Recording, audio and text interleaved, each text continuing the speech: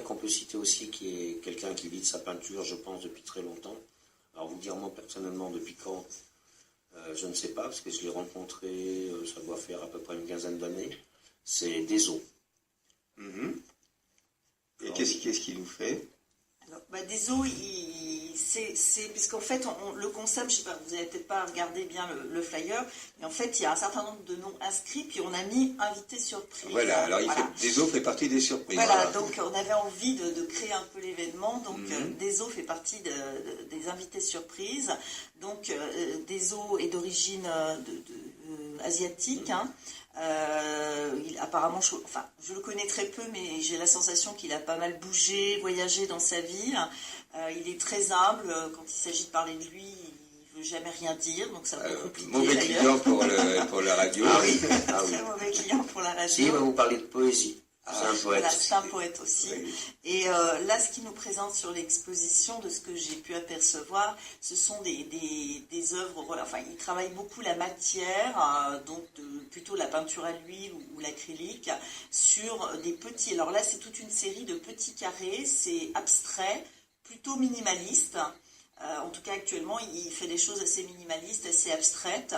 Par contre, si on tape sur Internet Deso, D-E-Z-O, on voit qu'il a beaucoup explosé dans des galeries assez importantes et on a une bonne idée de ce qu'il peut faire. Après, c'est vrai que c'est très difficile de parler de Deso et en dehors qu'il a une certaine reconnaissance, effectivement. Est-ce que tu as autre chose à dire sur Deso? Non, je trouve que c'est assez complet. Voilà. Il faut venir le voir.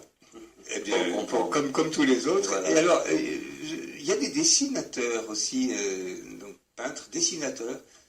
Alors, donc il y a essentiellement, enfin, on a plusieurs dessinateurs. On a Duck, qui est alias Sacha Cagnon, donc qui est le fils de Nel. Pourquoi il s'appelle Canard? Alors faudra lui demander la prochaine fois que vous le recevez. Alors non, il travaille pour il fait des illustrations dans des magazines pour enfants, notamment, enfin moi c'est ce qu'il m'a montré. Et il a un personnage qui est donc un canard qui revient très très souvent. Voilà, donc je pense que c'est une des raisons pour lesquelles il se fait surnommer Duck. Donc là, il va nous présenter, il y a une salle complète qui lui est consacrée, où je crois qu'il y a une quarantaine d'illustrations, donc c'est très coloré, c'est assez humoristique, hein, on peut dire. C'est un caricaturiste, en fait. Voilà, plutôt. Voilà, qui publie donc dans la presse, hein, on peut aussi parler de son journal, hein, Foutoir, dans un journal qui s'appelle Foutoir. Et qui régulièrement donc peut être vendu et se trouve dans pas mal de librairies un peu alternatives à Lyon. Oui, plutôt de librairies alternatives. Ouais. Et autrement, c'est surtout par réseau relationnel et puis c'est eux-mêmes qui s'occupent de la diffusion. Hein. Très bien. Si jamais on veut en savoir plus, là sur Internet, ils y sont. Ils y sont. Alors eux, ils ont un blog, on peut les trouver. Il suffit de taper Foutoir et F-O-U-T-O-U-A-R-T. Hein. Il y a de l'art et puis quelque chose qui évoque la vie. Hein. Voilà. Voilà. Donc toutes les personnes qui viendront à l'exposition pourront repartir avec un document où il y aura les informations, les sites, les adresses mail, les téléphones de tous les artistes, justement pour que voilà, tout le monde puisse repartir avec les... Voilà. Oui, parce que vous nous disiez tout à l'heure qu'on n'ose pas toujours rentrer dans une galerie en se disant « Oh là là, mais j'ai peut-être pas les moyens » et tout ça. Et puis, mais simplement, on vient pour le plaisir, hein, pour l'émotion, pour regarder, pour voir et peut-être pour parler pendant cet après-midi, le vernissage, pour parler avec les artistes. Alors, effectivement, on n'en avait pas parlé tout à l'heure, mais tous les artistes seront présents, sauf deux invités. Tous les artistes seront présents donc, lors du vernissage. Donc ça, c'est aussi super de pouvoir discuter des œuvres avec les artistes, échanger des choses avec les artistes.